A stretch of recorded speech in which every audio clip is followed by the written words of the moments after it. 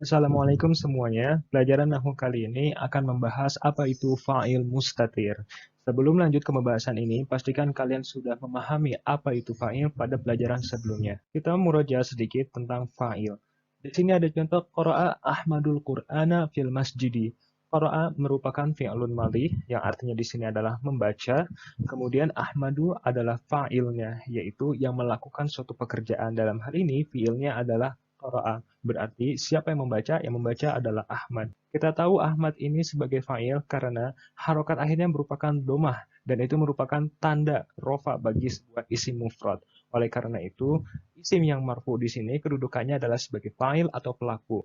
Dan dia juga datang setelah fi'il. Dengan begitu jelas sekali bahwa dialah fa'ilnya. Qara'a Ahmadu, Qara'a telah membaca, Ahmadu. Siapa yang telah membaca? Ahmad. Ahmad telah membaca. Kemudian kata yang ketiga, Al-Qur'ana merupakan maf'ul bih. Kita lihat harokat terakhirnya merupakan fathah dan fathah merupakan tanda nasab atau alamatun nasbi bagi isim mufrad. Isim yang mansub kedudukannya di sini sebagai maf'ul bih dan di sini qara'a memerlukan maf'ul. Ahmad membaca apa yang dibaca Al-Qur'an. Al-Qur'an itu menjadi maf'ul atau objek. Kemudian kata selanjutnya fi. Fi merupakan harfu jar, dia mabni yang berarti di. Lalu al-masjidi merupakan ismun majrur di fi. Kita katakan dia isim majrur bi fi karena dia adalah isim yang muncul setelah huruf fi dan harokatnya juga harus kasroh karena dia isim mufrad.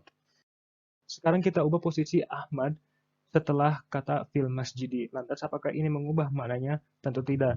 Bagaimanapun, Ahmadu tetap harokatnya domah yang menandakan bahwa dia sebagai fa'il dan Al-Qur'an harokatnya tetap fathah yang menandakan dia sebagai maf'ul bi. Dalam bahasa Arab, posisi sebuah kata sangat fleksibel, artinya dimanapun dia berada, yang penting yang menentukan maknanya adalah dari harokat terakhirnya.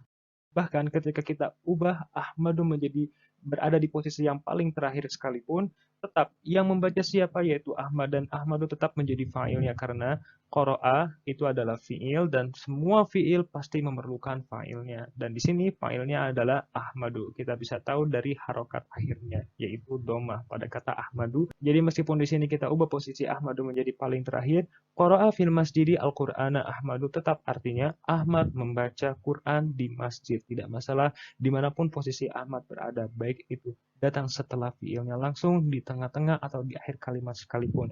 Yang penting harus marfu atau kalau di sini harokat terakhirnya harus domah. Sekarang kita kembalikan lagi kata Ahmadu ke posisi pertama. Nah, di sini saya ingin menunjukkan bahwa siapapun fa'ilnya itu, siapapun yang membaca dalam hal ini, pasti harokatnya itu harus berakhiran domah karena dia marfu. Misal, kita ganti menjadi Muhammadun. Qara'a Muhammadun. Di sini artinya Muhammad telah membaca. Siapapun itu fa'ilnya, ketika kita ganti, maka harokatnya harus marfu. Dalam hal ini domah. Contoh lainnya at-talibu. At-talibu artinya siswa. Qara at-talibu, siswa tersebut membaca. Kita tahu siapa yang membaca melalui dari i'rabnya, yaitu berharokat akhir dhammah. Kita lihat semua contohnya. Qara'a Ahmadul Qur'ana fil masjidi. Qara'a Muhammadun al-Qur'ana fil masjidi. Qara'a talibu al-Qur'ana fil masjidi. Di sini kita lihat ada kesamaan dari semua fa'ilnya baik Ahmad, Muhammad maupun at-talibu yaitu berharokat akhir doma karena itulah yang menunjukkan bahwa dialah yang menjadi fa'ilnya. Dalam hal ini adalah fa'il dari fi'il qara'a. Siapa yang membaca? Qara'a Ahmadu.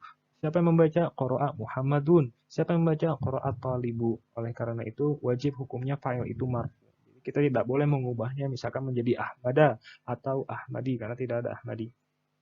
Lalu juga tidak boleh menjadi Qara'a Muhammadin karena itu menyalahi kaidah nahwu. Dalam kaidah nahwu, fa'il harus berharokat domah untuk isim mufrad. Lalu misalkan kita tidak menyebutkan fa'ilnya seperti contoh-contoh sebelumnya. Qara'al Qur'ana fil masjidi. Qara'a fi'il madi, al-Qur'ana maf'ul bi, fi harfu jar al-masjidi ismul majrur bi fi. Lantas siapa yang menjadi fa'ilnya? Karena di sini kita tidak menemukan isim yang marfu atau isim yang berharokat akhir domah. Nah, dalam hal ini ada yang disebut dengan fa'il mustatir yaitu fa'il yang tertutup. Fa'il tersebut adalah huwa atau artinya dia. Nah, domir huwa ini menjadi fa'ilnya, yaitu domir yang tertutup. Sehingga qara'al Qur'ana fil masjidi tidak kita artikan dengan telah membaca Quran di masjid. Kenapa? Karena hal itu akan membingungkan. Siapa yang telah membaca Quran di masjid? Jawabannya adalah dia. huwa. Huwa merupakan domir untuk laki-laki, orang ketiga. Oleh karena itu, kita terjemahkan qara al-Qur'ana fil masjid dengan dia telah membaca Quran di masjid. Meskipun dalam bahasa Arab kata huwa tidak disebutkan, karena hal itu sudah dapat dipahami dalam bahasa Arab apabila ada fiil, kemudian kita tidak menemukan fa'ilnya, tidak menemukan isim yang marfu, maka fa'il tersebut adalah domir yang tertutup, yaitu huwa. Contoh selanjutnya, ja'al ustadzu. Ja'a di sini merupakan fi'il madhi yang artinya datang. Al ustadzu merupakan fa'ilnya, yaitu orang yang melakukan pekerjaan tersebut. Yang dimaksud pekerjaan di sini adalah kata kerja. Kata kerjanya adalah ja'a yang artinya telah datang. Maka yang datang adalah al ustadz. Al ustadz itu telah datang. Misalkan kata ustadznya tidak ada, maka hanya tinggal kata ja'a saja. Nah, dalam hal ini juga bukan berarti tidak ada fa'ilnya. Fa'il selalu ada. Ini perlu dicatat bahwa fa'il selalu ada meskipun tidak disebutkan seperti ini. Ja'a meskipun tadi dari satu kata tidak kita artikan telah datang saja, tetapi ada fa'ilnya dan harus ada, yaitu domir huwa yang artinya dia. Nah, huwa ini sebagai fa'ilnya, hanya saja dia tertutup. Jadi meskipun hanya satu kata ja'a, tidak kita artikan telah datang, tetapi artinya dia telah datang. Meskipun dalam bahasa Arab, domir huwa tidak disebutkan. Selanjutnya adalah dhahaba minal qaryati ilal madinati. Dhahaba merupakan fi'il madhi, min adalah harfu jar, al-qaryati isim majrur setelah huruf jar min, ilah huruf jar, al-madinati adalah ismun majrur yang datang setelah huruf jar ilah. Di sini setelah kita teliti, dhahaba merupakan sebuah fi'il yang artinya pergi. Fi'il selalu memerlukan fa'il karena kita tidak bisa menerjemahkan telah pergi saja. Pasti orang akan bertanya, siapa yang telah pergi? Maka kita harus mencari fa'ilnya. Fa'il itu marfu. Tapi setelah kita teliti satu persatu, tidak ada kata yang marfu. Al-qaryati majrur karena datang setelah huruf jar, dan al-madinati juga majrur karena datang setelah huruf jar. Tidak ada kata yang marfu di sini. Lalu siapakah fa'ilnya? Sama seperti sebelumnya. Fa'ilnya berarti berupa domir mustatir, yaitu huwa.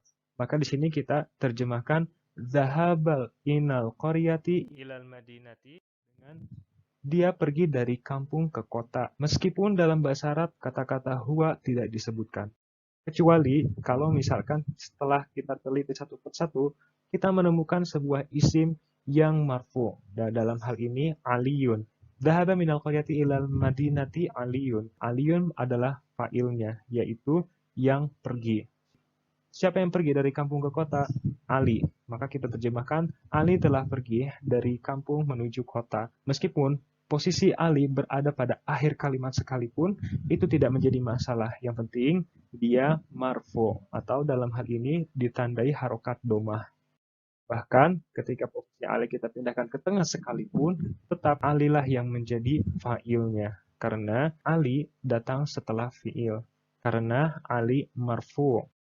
Dan ini adalah posisi yang pada umumnya, fi'il kemudian langsung fa'ilnya. Dan artinya semua sama, Ali pergi dari kampung ke kota. Sampai sini bisa kita simpulkan bahwa fa'il ada dua macam. Pertama, fa'il yang zahir, yaitu fa'il yang disebutkan siapa pelakunya. Dalam contoh, fataha Utsmanul baba, fataha fi'il madhi yang artinya telah membuka, kemudian fa'ilnya adalah Utsmanu, berarti Utsman telah membuka. Al-baba menjadi maf'ul bih atau sasaran dari kata kerja fataha, sehingga Utsman telah membuka pintu. Di sini jelas sekali bahwa kita menyebutkan nama orang atau dalam hal ini tidak digantikan oleh domir. Maka Utsman tersebut kita sebut sebagai fa'il yang zahir. Akan tetapi pada kalimat selanjutnya, fataha al-baba. Fataha telah membuka, al-baba pintu. Telah membuka pintu. Nah, seperti yang kita tahu bahwa fa'ilnya merupakan domir mustatir, yaitu huwa. Jelas sekali bahwa huwa merupakan domir yang artinya dia, dan kita tidak menyebutkan kata huwa ketika kita membaca fatahal baba. Tapi kita tetap tahu bahwa yang menjadi fa'ilnya adalah domir mustatir karena tidak ada isim yang marfu di sini. Tetapi pada contoh yang pertama, fa'ilnya merupakan isim dohir karena ada isim yang marfu di sini, yaitu Utsmanu. Lalu pertanyaannya, apabila kita tidak menemukan isim marfu seperti pada contoh kalimat yang kedua, apakah fa'ilnya selalu huwa? Nah, sebelum menjawab pertanyaan itu, perhatikan contoh kalimat ini. Fatahat Fatimatul baba. Fatahat merupakan fi'il madhi, Fatimatu merupakan fa'ilnya, dan al-baba merupakan maf'ul.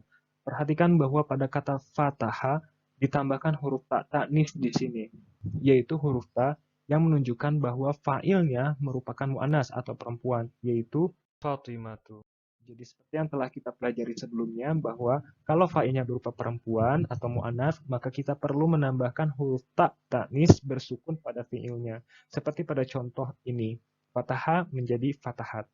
Perhatikan pada perbandingan antara kalimat yang berada di kanan dan juga kalimat yang berada di kiri. Pada kalimat yang berada di kanan, semua fa'ilnya merupakan laki-laki, yaitu Uthman. Tapi ketika fa'ilnya perempuan, mu'annas, yaitu Fatimah, kita perlu menambahkan tak tanif pada fi'ilnya. Fataha menjadi fatahat, ja'a menjadi ja'at, qala menjadi qalat. Perhatikan bahwa setiap fi'il tersebut ditambahkan tak tanis bersukun karena fa'ilnya merupakan mu'annas. Selanjutnya, kita bandingkan antara qara'a dengan qara'at.